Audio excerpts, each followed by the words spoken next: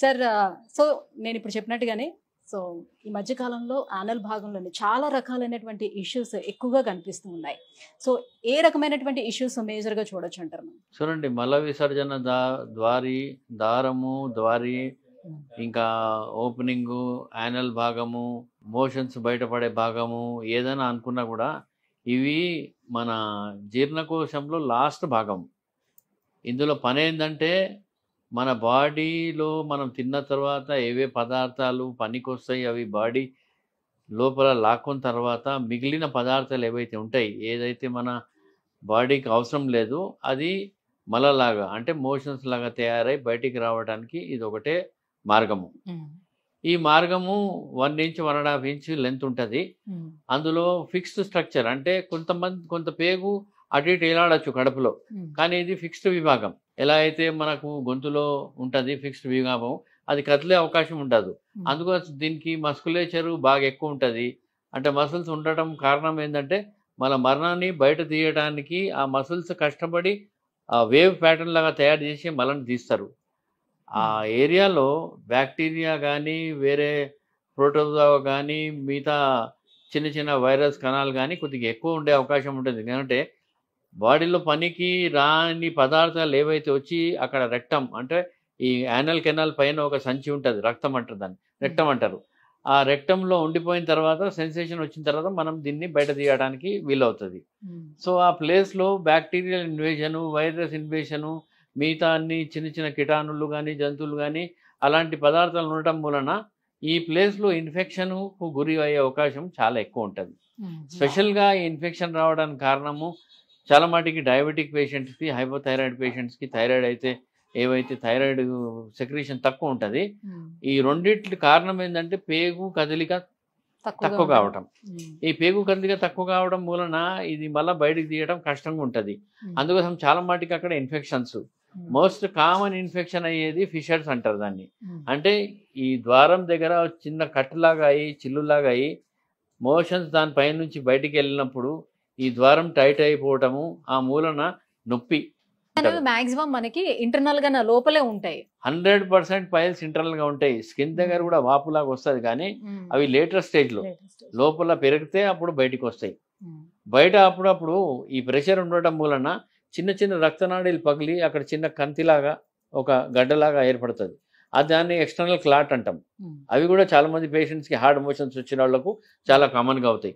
Operation అయిన తర్వాత కూడా ఈ హార్డ్ మోషన్స్ అప్పుడప్పుడు వస్తే అక్కడ చిన్న చిన్న రక్తనాళి కొట్టించి మీరు ఆపరేషన్ చేశారు సార్ బయట నాకు వాపు వచ్చింది, అది బ్లడ్ క్లాట్ బేసికలీ. చాలా మంది పేషెంట్స్కి అక్కడే అనస్థీషియా ఇచ్చి ఆ క్లాట్ తీసేస్తే ప్రాబ్లం సాల్వ్ అయిపోతాయి. సో మెయిన్ ఇది. ఇంకోటి మోస్ట్ కామన్ అండ్ డిసీజ్ అంటే ప్రాబ్లమాటిక్ డిసీజ్ అనుకోండి ఫిస్టులా. ఫిస్టులా ఏంటంటే మోషన్ ద్వారం చుట్టుపక్కల లేకపోతే మోషన్ ద్వారం నుంచి చీమ రావటం, పస్ రావటం. ఎందుకు వస్తుంది? లోపల ఏమైనా ఇన్ఫెక్షన్ అయ్యి, లేదంటే చాలా మటుకు ఆ ఫిషర్ అయితే ఇది కట్ ఉంది దానిపైన డైలీ మోషన్స్ రావడం వలన అక్కడ బ్యాక్టీరియా యాక్టివిటీ చేసి ఇన్ఫెక్షన్ చేసి ఆ ఇన్ఫెక్షన్ పేగు లోపల గోడల మధ్యలో కానీ ఎక్కడైనా పోయి అది చర్మం దగ్గర కూడా ఓపెన్ అవుతుంది. దాన్ని ఫిస్టులా అంటారు. కొన్ని సార్లు ఫిస్టులా వచ్చిన వాళ్ళకి అసలు యానల్ భాగం అనేది కంప్లీట్ గా క్లోజ్ చేసి వేరే దగ్గర నుంచి ఓపెన్ చేసి ఇవ్వటం మోషన్ కోసం. అంటే ఇలాంటి ఫిస్టులా ఏదైతే మేము మెడికల్ తరంలో వాటర్ క్యాన్ ఫిస్టులా అంటే మల్టిపుల్ ఫిస్టులాస్ ఏవైతే ఉంటాయి, ఆ మల్టిపుల్ ఫిస్టులాస్కి పైన పేగుల ప్రాబ్లం ఉంటుంది. TB, Crohn's disease, ulcerative colitis, cancer ఇలాంటి పదాలు పైన ఉన్నప్పుడు అవి తెలియకపోతే దానివల్ల మల్టిపుల్ హోల్స్ లాగా తయారై అవుతాయి. అలాంటి దానికి ఈ ఫిస్టులా హీల్ కావాలంటే ఒకటే మార్గం, ఇక్కడ నుంచి మోషన్ రావద్దు. అప్పుడు ఒక పేగు తీసుకొచ్చి సంచి ఇక్కడ తయారు చేసి మల అంతా బయట ఇక్కడ నుంచి తీస్తారు. అవి మధ్యలో ట్యూబర్కులోసిస్ చాలా తగ్గింది. ఇరిటేబుల్ బౌల్ సిండ్రోమ్ ఒక చాలా ప్రాబ్లమేటిక్. ఐబిఎస్ అంటారు, అదో ప్రాబ్లమేటిక్. ఇప్పుడు ఇంతకుముందు ఎండోస్కోపీ కొలనోస్కోపీ చాలా తక్కువ ఉండే. ఇప్పుడు మనకు ప్రతి ఏరియాలో ఎండోస్కోపీ కొలనోస్కోపీ ఉంది కాబట్టి దానివల్ల డయాగ్నోస్ చేయడం చాలా ఈజీ. సింపుల్ స్టూల్ ఎగ్జామినేషన్ చేయడం వల్ల కూడా మనకు కొన్ని దీనివల్ల వచ్చే ప్రాబ్లమ్స్ తెలుస్తాయి. ఎండోస్కోపీ కొలనోస్కోపీ పైన ఏం ఉండకపోతే దీని కారణాలు ఏంది ఒక చిన్న బయాప్సీ తీసి పరీక్ష పంపిస్తే అది ఏ రకమైన జంతువు వల్ల, ఏ రకమైన కీటాణు వల్ల, ఈ టీబీ ఉందా, క్రానిక్ డిసీజా, అక్యూట్ డిసీజా క్లియర్గా తెలిసిపోతుంది.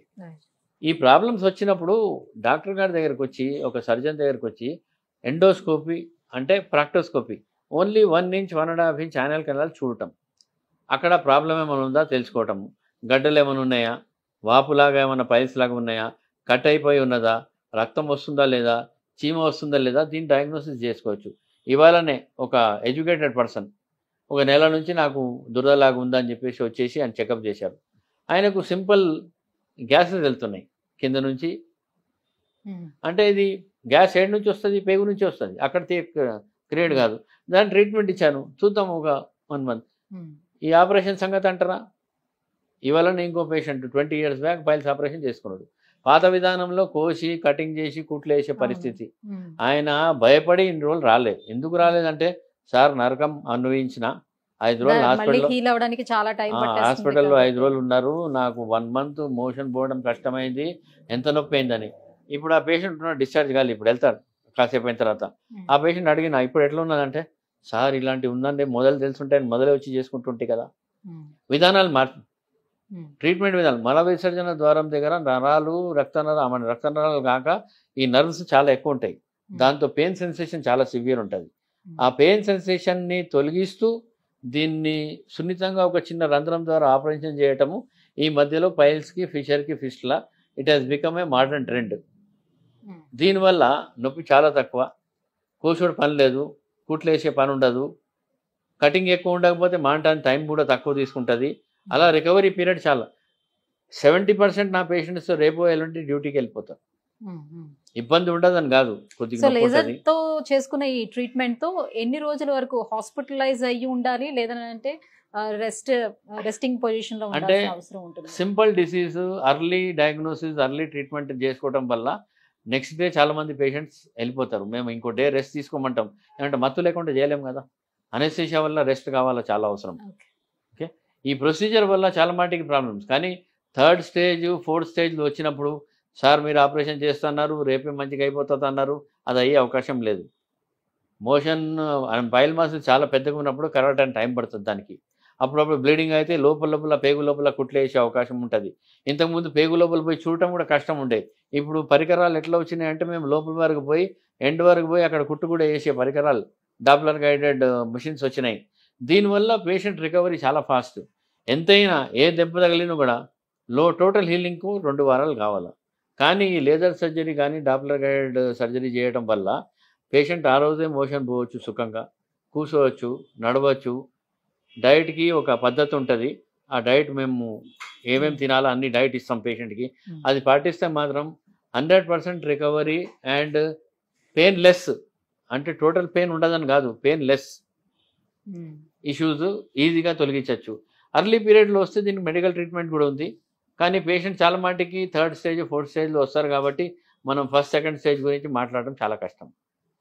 Right, thank you so much sir. మవన్ హాస్పిటల్లోని పైల్స్, ఫిషర్స్, ఫిస్ట్లాకి ఎలాంటి ట్రీట్మెంట్స్, అత్యాధునికమైనటువంటి చికిత్సా పద్ధతులు అందుబాటులో ఉన్నాయి, ఈ విషయాలన్నీ కూడా వివరించినందుకు థ్యాంక్ యూ సో మచ్. మేము దగ్గర ఒక 1.5 decade అనుకోండి, 15 years నుంచి పనిచేస్తున్నాము.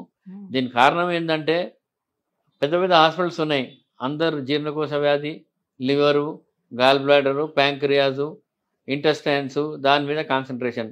అసలు ఏదైతే ప్రాబ్లమాటిక్ జాగా ఉంది అక్కడ అంతా అంబర్పేట కానీ, కూకట్పల్లి కానీ ఎక్కడన్నా పోయి దాని దారాలు కట్టించడం, ఇవన్నీ చూసి నేను పేషెంట్స్ బాధ భరించలేక ఇలాంటి సింగిల్ డిసీజ్ సెంటర్ యానల్ కెనాలే, మిగతా పనులు ఏమి చేయం ఇక్కడ. వెరికోజ్ వెయిన్స్ ఉన్నాయి, అవి కూడా సింగిల్ డిసీజే. వెరికోజ్ వెయిన్స్, కాఫ్లు, మన కాళ్ళలో గడ్డలు వస్తే అవన్నీ తీయం మేము. Only varicose veins, piles, fissure, fistula, pilonidal sinus మేరకు మేము ఈ డిసీజు. కొన్ని చిన్నవి ఉన్నాయి, ఏవైతే చిన్న చర్మగడ్డలు వస్తాయి, లైపోమా, అప్పుడప్పుడు సర్కంసిషన్, కొంతమంది పేషెంట్స్ వస్తారు, కొన్ని స్కిన్ గడ్డలు ఉంటాయి, అవి డే కేర్ ప్రొసీజర్లు చేసుకోవచ్చు. కాబట్టి ఆ డే కేర్ ప్రొసీజర్ ఇక్కడ మా సెంటర్లో ఫుల్ టైం 3 theatres ఉన్నాయి, ఫుల్ టైం అనెస్థెటిస్ట్ ఉంటారు. డే కేర్ పొద్దున చేసి సాయంత్రం ఇంటికి పంపేయడము. పేషెంట్స్ ఇంతవరకు కంప్లైంట్ కానీ మళ్ళీ తిరిగి నైట్ బ్లీడింగ్ అవుతుంది హాస్పిటల్ ఓపెన్ చేసి మళ్ళీ ఆపరేషన్ చేసే అవసరం ఇంతవరకు పడలేదు మాకు. Thank you so much. నమస్తే.